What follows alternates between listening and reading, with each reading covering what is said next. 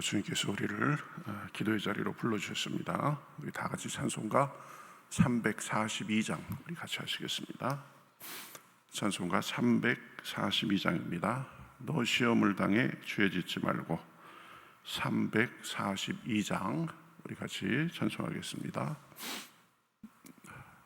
342장입니다. 너 시험을 당해 죄 짓지 말고 너 용기를 다해 곧 물리치라. 너 시험을 이겨 새 힘을 얻고 주 예수를 믿어 늘 승리하라. 우리 구주의 힘과 그의 위로를 빌라. 주님 내 편에 서서 항상 도우시리. 내 친구를 삼가 잘 선택하고 너 언행을 삼가 늘 조심하라. 너 열심을 다해 늘 충성하고 온 정성을 다해 주 봉사하라. 우리 구주의 힘과 그의 위로를 빌라. 주님 내 편에 서서 항상 도우시리. 잘 이기는 자는 상 받으리니 너 낙심치 말고 늘 전진하라. 내 구세주 예수 힘 주시리니 주 예수를 믿어 늘 승리하라. 우리 구주의 힘과 그의 위로를 빌라. 주님 내 편에 서서 항상 도우시리. 아멘. 자, 성경 말씀 사무엘하 3장 28절부터 34절까지 보겠습니다. 사무엘하 3장 28절부터 34절까지입니다. 구약성경 468면 정도에 있습니다. 구약성경 468면 사무엘하 3장 28절부터 34절까지입니다. 자, 저와 여러분이 한 절씩 교독하겠습니다. 그 후에 다윗이 듣고 이르되 넬의 아들 나부넬의 피에 대하여 나와 내 나라는 여호와 앞에 영원히 무죄하니 그가 죄가 요압의 머리와 그의 아버지의 온 집으로 돌아갈지어다. 또 요압의 집에서 백탁병자나 나병 환자나 지팡이를 의지하는 자나 칼에 죽는 자나 양식이 떨은 자가 끊어지지 아니할지로다 하니라. 요압과 그의 동생 아비새가 아브넬을 죽인 것은 그가 기브온 전쟁에서 자기 동생 아사헬을 죽일 까닭이었더라.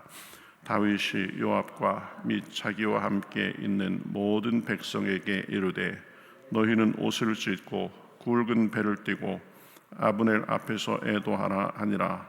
다윗 왕이 상여를 따라가 아브넬을 헤브론에 장사하고 아브넬의 무덤에서 왕이 소리를 높여 울고 백성도 다 우니라.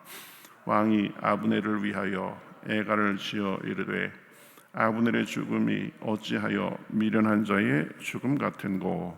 내 손이 결박되지 아니하였고 내 발이 착고에 채이지 아니하였거늘 불의한 자식의 앞에 엎드러짐 같이 내가 엎드러졌도다 하매 온 백성이 다시 그를 슬퍼하여 우니라. 아멘. 자, 오늘 말씀은 그 아브넬의 죽음에 관련된 그런 이야기죠. 이 아브넬은 원래 사울의 신복이었습니다. 그러나 이제는 다윗에게 와서 나라를 이제 하나로 세우려고 했습니다. 그런데 이 다윗의 신복 요압이 개인적인 복수심 때문에 아브넬을 속여 죽여버렸습니다. 정치적으로 보면 다윗은 아주 위험한 상황이었습니다. 사람들은 다윗이 요압을 시켜가지고 아브넬을 죽인 것이 아닌가 충분히 의심할 수도 있었습니다. 자칫하면 이제 이스라엘이 통일될 수 있는 그 길도 막힐 수 있었습니다. 그런데 이 위기 앞에서 다윗은 하나님 앞에 먼저 진실하게 행동한 것을 볼 수 있습니다. 그래서 오늘 본문은 단순히 아브넬의 죽음과 장례에 관한 이야기가 아닙니다. 억울함과 악함, 상처 속에서도 어떻게 하나님의 사람답게 살아야 되는지를 우리에게 보여주는 말씀입니다. 다윗은 하나님의 사람으로서의 어떻게 우리가 여러 일들에 대처해야 되는지, 삶의 자세가 어때야 되는지를 보여줍니다. 먼저 보면 하나님의 사람 다윗은 죄와 악을 분명히 인정한 것을 볼 수 있습니다. 28절에 보면 그 후에 다윗이 듣고 이르되 아브넬의 피에 대하여 나와 내 나라는 여호와 앞에 영원히 무죄하니, 이렇게 말하고 있는 것을 볼 수 있습니다. 다윗은 그 아브넬의 죽음에 관해서 듣자마자 나는 무죄하다라고 즉시 선언했습니다. 여기서 중요한 것은 여호와 앞에 무죄하다라고 그렇게 말한 것입니다. 사람 앞에서뿐만 아니라 하나님 앞에서 자신을 점검하고 그 일에 대해서 무죄하다라고 그렇게 선언한 것입니다. 사람들은 때로 자신의 죄와 잘못 이런 것들을 모호하게 그냥 얼렁뚱땅 넘어가려고 합니다. 특별히 자기에게 불리하거나 또 자기에게 유리하거나 그러면 자기의 상황의 유불리에 따라서 침묵하려고 합니다. 어쩔 수가 없었다, 상황이 복잡했다, 그냥 좋게 넘어가자, 덮고 가자, 이런 식의 말을 합니다. 그런데 다윗은 그렇게 하지 않았습니다. 요압이 자기 분노 때문에 이 지금 아브넬을 죽였습니다. 겉으로는 국가를 위한 것처럼 보였지만 사실은 개인적인 복수였습니다. 이 본문 앞부분을 보면 요압은 자기 동생 아사헬을 죽인 그 아브넬에게 복수심을 품고 있었습니다. 그래서 결국 분노가 정의의 옷을 입고 나타난 것입니다. 이게 얼마나 무서운 일인지 모릅니다. 사람은 자기 감정을, 자기의 사적인 동기를 의로운 것으로 포장할 수 있습니다. 그러나 하나님은 중심을 보십니다. 속 마음을 보십니다. 그래서 성경은 말씀합니다.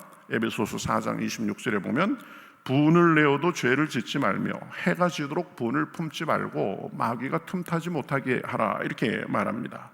분노 자체보다 더 위험한 것은 오래 그 분노를 마음속에 가지고 있는 것입니다. 상처를 붙들면 결국 영혼이 어두워지고 악에 사로잡힙니다. 이 요압은 자기 동생을 죽인 원수에 대해서 그런 악한 마음을 가지고 있다가 결국 때가 되니까 이 아브넬을 죽여버린 것입니다.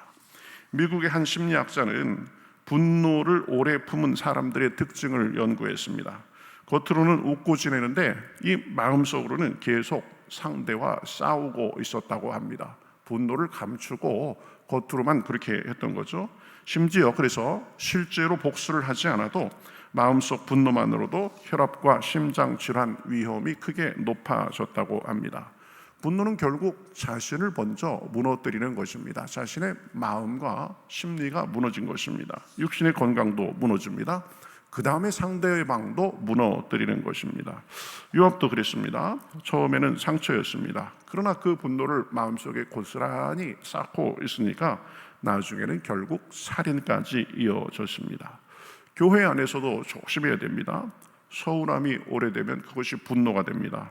판단이 됩니다. 미움이 됩니다. 미움이 오래가면 결국 이래저래 이런저런 적당한 구실을 대가면서 공동체를 해치게 됩니다. 다윗은 그것을 분명히 잘못된 것이라고 지금 선언했습니다. 죄를 죄라고 말했습니다. 요압이 자기의 충실한 신복이라고 해서 침묵하지 않았습니다. 진짜 믿음은 죄를 인정하고 악을 분별하고 끊어내는 것입니다. 하나님 앞에 정결하기 위해서 애쓰는 것입니다. 다윗은 요압의 행위를 죄로 인정하면서 자기는 무관하다는 것을 하나님 앞에 분명히 한 것입니다. 우리도 우리의 삶에 늘 점검해야 됩니다. 나는 죄를 너무 쉽게 타협하고 있지는 않은가? 내 감정을 의로움으로 포장하고 있지는 않은가? 미움으로 사람들과의 관계가 왜곡돼 있는가? 그렇죠? 그러한 것들을 솔직히 잘못으로 인정하고 하나님 앞에 바로 잡을 수 있어야 됩니다. 하나님 앞에 의로운 것은 죄를 죄로, 악을 악으로 솔직하게 인정하는 것입니다. 그래가면서 하나님의 용서와 은혜 또 도우심을 구하며 나아가야 됩니다. 요압은 악을 품고 있다가 결국 더 큰 악인 살인을 저질렀습니다. 다윗은 그 기로에서 분명히 자기가 그것에 대해서 무죄하다라고 선언하면서 그것이 하나님 문제가 됨을 분명히 밝혔습니다. 우리도 적당히 합리화하기보다 구실을 찾기보다 그런 마음이 있어야 됩니다. 그것이 하나님의 사람의 모습입니다. 또 하나님의 사람 다윗은 적의 죽음에 대해서도 진실함을 보였던 것을 볼 수 있습니다. 31절 이하를 보면 다윗은 백성들에게 아브넬의 죽음에 대해서 옷을 찢고 굵은 배를 띠게 했습니다. 아브넬의 죽음에 대해서 전국적으로 애도를 표하게 한 것입니다. 그리고 직접 아브넬의 장례를 인도했습니다. 왕이 직접 따라가서 울었습니다. 그리고 33절, 34절에 보면 아브넬을 위해서 애가를 지어서 부른 것을 볼 수 있습니다. 정치 쇼가 아닙니다. 진심으로 슬퍼했습니다. 아브넬이 원래는 자기 편이 아닌 사울의 신복이었음에도 불구하고 진심으로 존경하고 존중했습니다. 이게 하나님의 사람의 모습입니다. 사람은 그저 편가르기를 적당히 해서 내 편 그러면서 자기 편만 사랑하고 감싸주기 쉽습니다. 그러나 하나님의 사람은 원수까지도 하나의 사람으로서 존중하는 것입니다. 예수님도 말씀하셨죠. 너희 원수를 사랑하며 너희를 박해하는 자를 위하여 기도하라. 상대방이 하는 것 같이 똑같이 악감정을 가지고 대하면 안 됩니다. 상대방의 허물도 또 상대방의 잘못도 객관적인 관점에 보아서 거기에 맞게 반응해야 되는 것입니다. 이게 쉽지 않습니다. 억울하고 마음이 상하면 보통 두 가지 반응이 나옵니다. 하나는 과격해지는 것입니다. 하나는 차갑게 닫아버리는 것입니다. 그러나 다윗은 그 둘의 기로에서 다른 길을 택했습니다. 하나님 앞에서 진실하게 반응했습니다.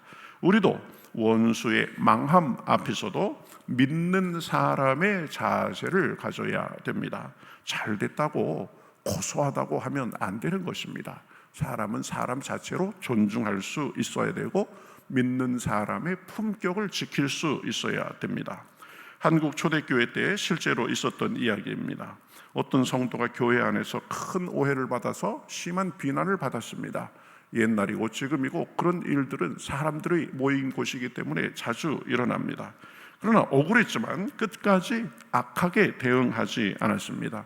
오히려 조용하게 기도하면서 자기를 살피고 조용히 더 섬겼습니다. 시간이 지나면서 진실이 드러났고 그 모습을 본 사람들이 오히려 큰 감동을 받았다고 합니다. 억울함 속에서의 태도가, 내 마음에 들지 않는 사람들에게 하는 태도가 그 사람의 신앙의 깊이를 보여줍니다. 억울할 때, 자기가 마음이 상했을 때, 분노했을 때 어떻게 하느냐가 그 사람의 본 모습을 보여줍니다. 어려움 속에서 행동하는 것을 보면 그 사람이 보이는 것입니다. 다윗은 자기를 쫓아다니고 죽이려는 사울 앞에서도 품격을 잃지 않았습니다. 아브넬의 죽음 앞에서도 진심으로 애도해 가면서 한 사람의 죽음에 대해서 최선을 다하는 것을 볼 수 있습니다. 성품은 억울할 때 드러난다. 그 사람의 진짜 성품은 분노했을 때, 어려울 때 드러난다는 말이 있습니다. 정말 그렇습니다. 잘 될 때는 누구나 웃을 수 있습니다. 그러나 오해받을 때, 손해볼 때, 억울할 때, 자기의 감정이 상해 있을 때 그때 어떻게 행동하느냐가 중요한 것입니다. 지금 억울한 일이 있습니까? 분노에 차 있습니까? 사람은 몰라줘도 하나님은 아십니다. 사람이 오해해도 하나님은 중심을 보십니다.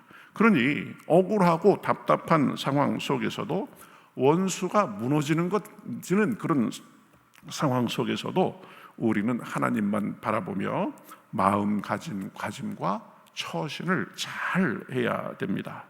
다윗은 완벽한 사람은 아니었습니다. 실수도 많았습니다. 그러나 적어도 오늘 본문에서 보면 하나님 앞에 진실하려고 노력한 것을 볼 수 있습니다. 그래서 그 모습이 사람들이 보기에 다 알만했습니다. 백성들이 그 모습을 보고 신뢰한 것을 볼 수 있습니다. 뒤에 나오는 36절에 보면 온 백성이 보고 기뻐하며 왕이 무슨 일을 하든지 무리가 다 기뻐했다, 이렇게 말합니다. 사람은 결국 떠들지 않아도 다른 사람의 진심을 보는 것입니다. 억지로 하는 행동은 오래가지 못합니다. 계산된 행동은 언제나 들어가게 되어 있습니다. 억지 감동도 오래가지 못합니다. 그러나 하나님 앞에서 진실하게 살면 시간이 지나면서 열매가 나타나게 돼 있는 것입니다. 그래서 억울한 상황 속에서도, 여러 가지 상황 속에서도 우리는 바른 길을 가면 됩니다. 하나님 앞에 우리의 마음을 토하고 하나님 앞에 올바른 선택을 하면 됩니다. 바른 길은 멀어 보여도 가장 빠른 길이다라고 하고 있습니다.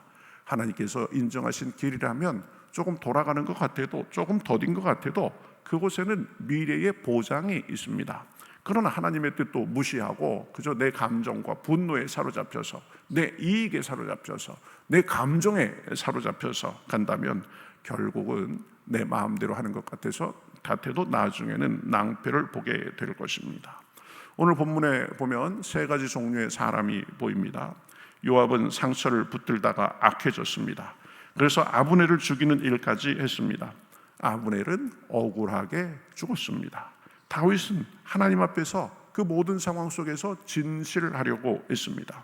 우리도 선택해야 됩니다. 상처를 붙들 것인가, 분노를 키울 것인가, 아니면 하나님 앞에서 진실하게 살아갈 것인가. 억울함이 있어도 하나님께 맡겨야 됩니다. 분노보다 거룩함을 선택해야 됩니다. 계산보다 진실함을 붙들어야 됩니다. 그럴 때 하나님께서 우리의 삶을 통해서 하나님 나라를 이어가시게 되는 것입니다. 다윗과 같은 믿음의 태도로 우리 삶에 하나님의 은혜가 늘 풍성하시기를 우리 주님의 이름으로 축복합니다. 아멘. 우리 같이 찬송하겠습니다. 같이 기도하겠습니다. 하나님 감사합니다. 아브넬의 죽음 속에서 다윗이 처신한 것을 보면서 하나님의 사람으로서 우리의 처신이 어때야 될지를 생각했습니다. 다윗은 죄와 문제에 대해서 분명히 인정했습니다. 회피하려고 하지 않았습니다. 자기의 신복이 한 일이라고 해서 적당히 덮으려고 하지도 않았습니다. 잘못된 것을 인정하고 자신은 거기에 대해서 무죄함을 선언했습니다. 또 다윗은 적 출신인 그 아브넬의 죽음에 대해서도 끝까지 진실함을 보이고 최선의 예우를 한 것을 살펴보았습니다. 내가 싫어하는 사람, 내게 해를 끼쳤던 사람이 잘못됐다고 해서 고소하다고 하고 정죄하다고 하지 않았습니다. 우리도 그런 마음을 갖고 살 수 있도록 인도하여 주시옵소서. 그저 사람들의 눈만 적당히 의식하는 것이 아니라 이런저런 명분으로서 내 입속을 챙기는 것이 아니라 내 감정을 챙기는 것이 아니라 하나님 앞에 진실한 사람이 될 수 있도록 인도하여 주시옵소서.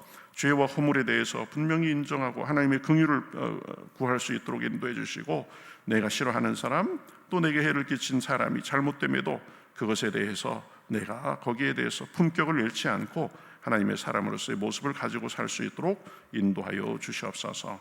우리의 힘만으로 되지 않습니다. 하나님, 오늘도 기도할 때 하나님께서 넓은 마음을 주시고 온전한 마음을 주시고 참 지혜를 주셔서 다윗과 같은 성품으로 하나님의 마음에 합한 사람으로 살기에 부족함이 없도록 인도하여 주시옵소서.